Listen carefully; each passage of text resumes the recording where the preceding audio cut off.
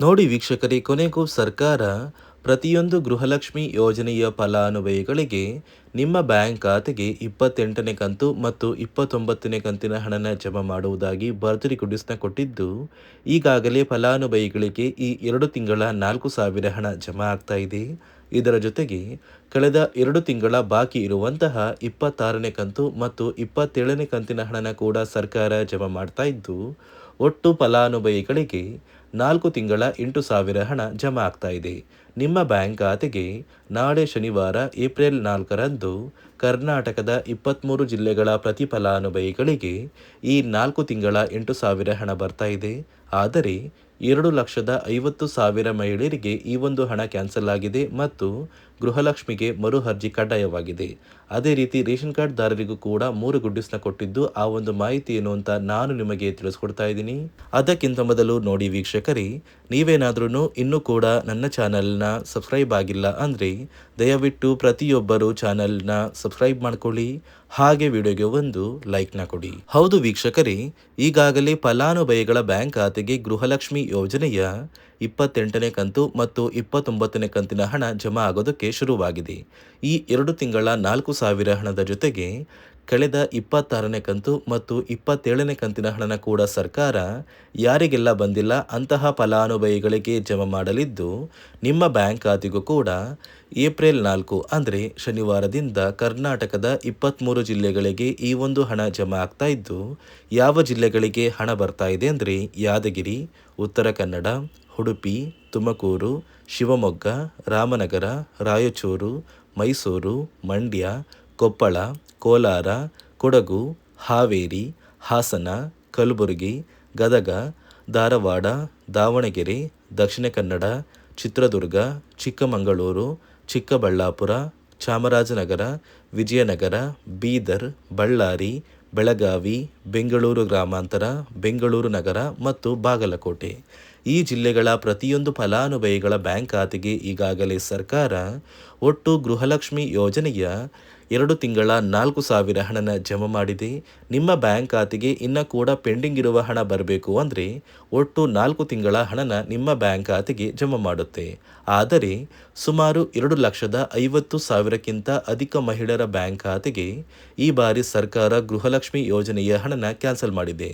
ಯಾಕಂದರೆ ಗೃಹಲಕ್ಷ್ಮಿ ಯೋಜನೆಯಲ್ಲಿ ಕೆಲವು ಹೊಸ ನಿಯಮಗಳು ಕೂಡ ಜಾರಿಗೆ ಬಂದಿದೆ ಮತ್ತು ನೀವು ಗೃಹಲಕ್ಷ್ಮಿ ಹಣನ ಪಡಿಬೇಕು ಅಂದರೆ ಇನ್ನು ಮುಂದೆ ಗೃಹಲಕ್ಷ್ಮಿ ಯೋಜನೆಗೆ ಮರು ಅರ್ಜಿನ ಹಾಕಿದರೆ ಮಾತ್ರ ನಿಮ್ಮ ಬ್ಯಾಂಕ್ ಖಾತೆಗೆ ಗೃಹಲಕ್ಷ್ಮಿ ಹಣ ಬರೋದು ಕಡ್ಡಾಯವಾಗಿದೆ. ಹಾಗಾದರೆ ಯಾವ ಕಾರಣಕ್ಕೆ ನೀವು ಮರು ಅರ್ಜಿ ಹಾಕಬೇಕು ಅಂದರೆ ಸುಮಾರು ಈ 2 ಲಕ್ಷಕ್ಕಿಂತ ಅಧಿಕ ಮಹಿಳೆಯರು ಏನಿದ್ದಾರೆ ಆ ಒಂದು ಮಹಿಳೆಯರು ಮರಣ ಹೊಂದಿದ್ದು, ಮರಣ ಹೊಂದಿರುವ ಮಹಿಳೆಯರ ಬ್ಯಾಂಕ್ ಖಾತೆಗೂ ಕೂಡ ಸರ್ಕಾರದಿಂದ ಪ್ರತಿ ತಿಂಗಳು ಗೃಹಲಕ್ಷ್ಮಿ ಹಣನ ಜಮಾ ಮಾಡ್ತಾ ಇದ್ದೀವಿ. ಆದರೆ ಆ ಒಂದು ಮಹಿಳೆಯರು ಮರಣ ಹೊಂದಿದ್ದಾರೆ.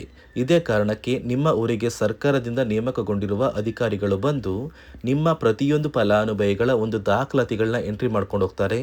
ಒಂದು ವೇಳೆ ಫಲಾನುಭವಿಗಳು ಏನಾದರೂ ಮರಣ ಹೊಂದಿದ್ರೆ ಅವರ ಹೆಸರನ್ನ ಗೃಹಲಕ್ಷ್ಮಿ ಯೋಜನೆಯ ಪಟ್ಟಿಯಿಂದ ಕ್ಯಾನ್ಸಲ್ ಮಾಡ್ತಾರೆ ಮತ್ತು ಇನ್ನು ಮುಂದೆ ಪ್ರತಿ ವರ್ಷವೂ ಕೂಡ ನೀವು ಗೃಹಲಕ್ಷ್ಮಿ ಹಣನ ಪಡಿಬೇಕು ಅಂದರೆ ವರ್ಷದ ಕೊನೆಯಲ್ಲಿ ಗೃಹಲಕ್ಷ್ಮಿ ಯೋಜನೆಗೆ ನೀವು ಹೊಂದಿರುವ ಲೈಫ್ ಸರ್ಟಿಫಿಕೇಟ್ನ ಕೊಟ್ಟು ಮರು ಅರ್ಜಿನ ಹಾಕೋದು ಕಡ್ಡಾಯವಾಗಿದೆ.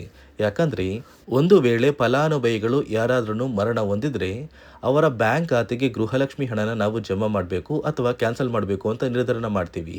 ಇದೇ ಕಾರಣಕ್ಕೆ ಮರು ಅರ್ಜಿನ ಹಾಕೋದು ಕಡ್ಡಾಯವಾಗಿದೆ ಅಂತ ಸರ್ಕಾರ ಆದೇಶ ಕೊಟ್ಟಿದೆ ಮತ್ತು ಗೃಹಲಕ್ಷ್ಮಿ ಹಣಕ್ಕೆ ಸರ್ಕಾರ ಕೆಲವು ನಿಯಮಗಳನ್ನ ಜಾರಿಗೆ ತಂದಿದ್ದು, ಆ ನಿಯಮಗಳು ಏನು ಅಂತ ಕೂಡ ತಿಳಿಸ್ಕೊಡ್ತೀನಿ. ಅದಕ್ಕಿಂತ ಮೊದಲು ರೇಷನ್ ಕಾರ್ಡ್ ಹೊಂದಿರುವ ಪ್ರತಿಯೊಂದು ಕಾರ್ಡ್ದಾರರಿಗೂ ಕೂಡ ಸರ್ಕಾರ 3 ಭರ್ಜರಿ ಗುಡ್ ನ್ಯೂಸ್ನ ಕೊಟ್ಟಿದ್ದು, ಮೊದಲ ಒಂದು ಗುಡ್ ನ್ಯೂಸ್ ಬಂದು ಸರ್ಕಾರ ಸುಮಾರು 1,50,000ಕ್ಕಿಂತ ಹೊಸ ಒಂದು ರೇಷನ್ ಕಾರ್ಡ್ಗೆ ಅರ್ಜಿನ ಸ್ವೀಕಾರ ಮಾಡ್ತಾ ಇದ್ದಾರೆ.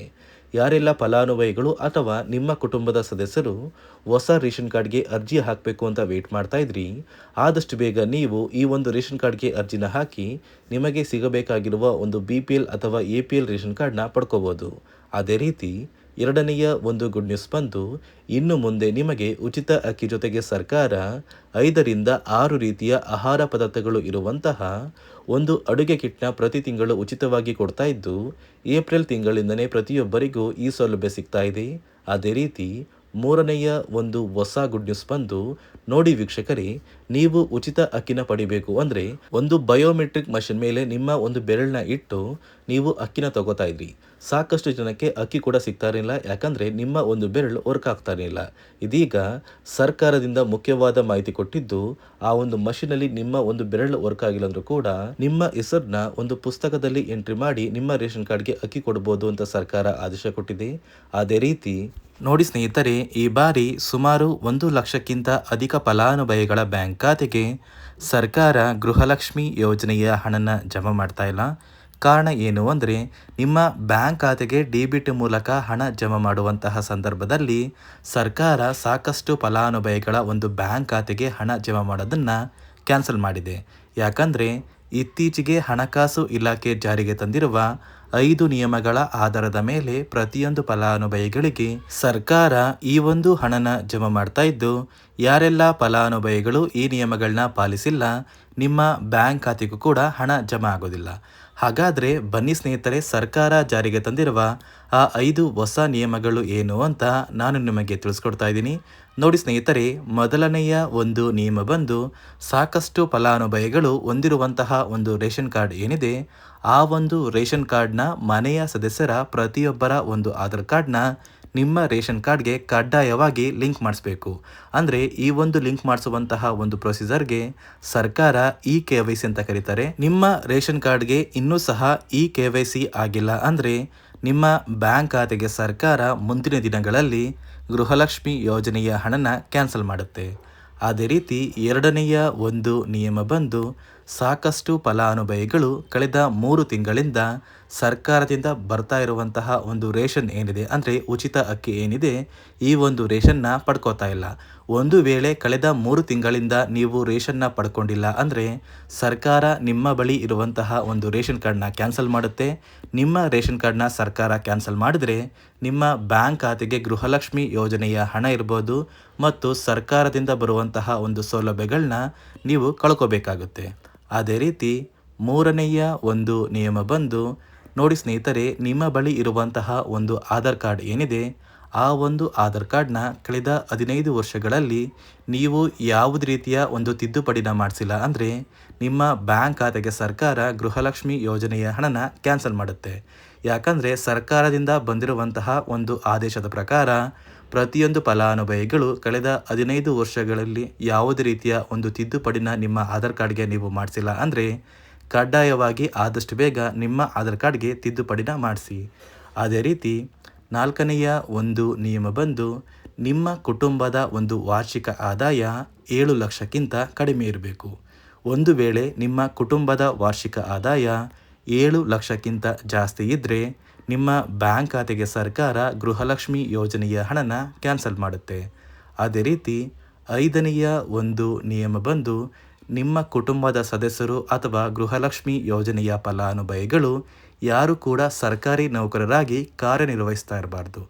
ಒಂದು ವೇಳೆ ನಿಮ್ಮ ಕುಟುಂಬದಲ್ಲಿ ಯಾರೇ ಆಗಿದ್ರೂ ಸರ್ಕಾರಿ ನೌಕರರಾಗಿ ಕಾರ್ಯನಿರ್ವಹಿಸ್ತಾ ಇದ್ದರೆ ನಿಮ್ಮ ಬ್ಯಾಂಕ್ ಖಾತೆಗೆ ಗೃಹಲಕ್ಷ್ಮಿ ಯೋಜನೆಯ ಹಣ ಕ್ಯಾನ್ಸಲ್ ಆಗುತ್ತೆ.